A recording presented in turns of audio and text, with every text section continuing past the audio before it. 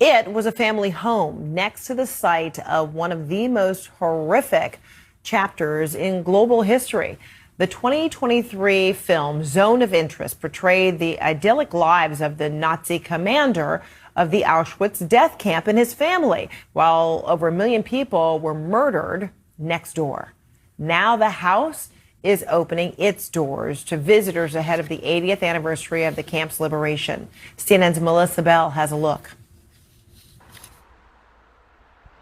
The blocks of Auschwitz, a view that's now grimly familiar, but from a house that until now had never been open to the public before, the home of the camp's longest-serving commander, Rudolf Höss, who lived here with his family. His wife, Edvig, described it as a paradise in which they were able to raise their 5 children with a well-tended garden, manicured flower beds, a pool, and a sauna.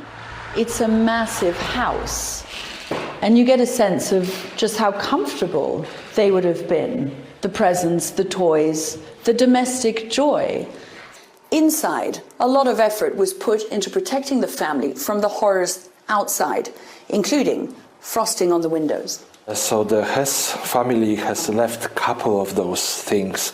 One of the most important things that we have found are those trousers that belong to the prisoner, probably a person that died here in this place. You can see the red triangle, which means it was a Jewish political prisoner. But next to this, you can also see this wire that was probably actually a way to be able to wear it for a person that was starving here.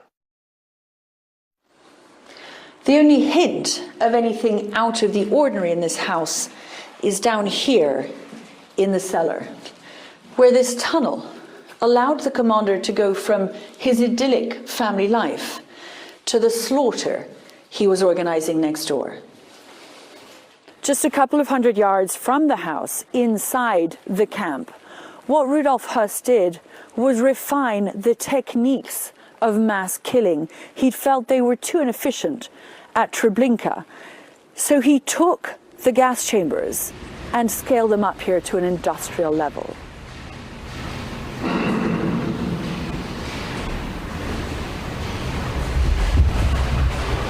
It's really only when you're inside the gas chamber that you get a sense of the horror of this place.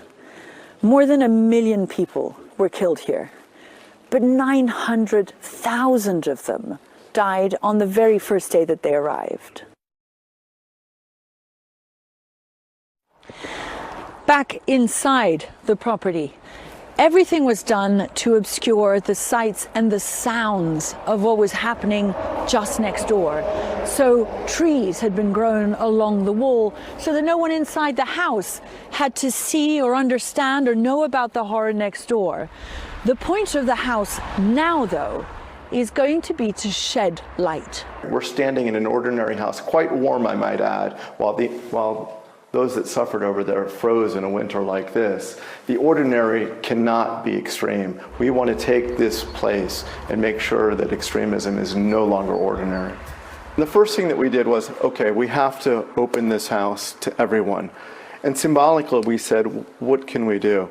And we thought putting a mezuzah on the door was the way to do that.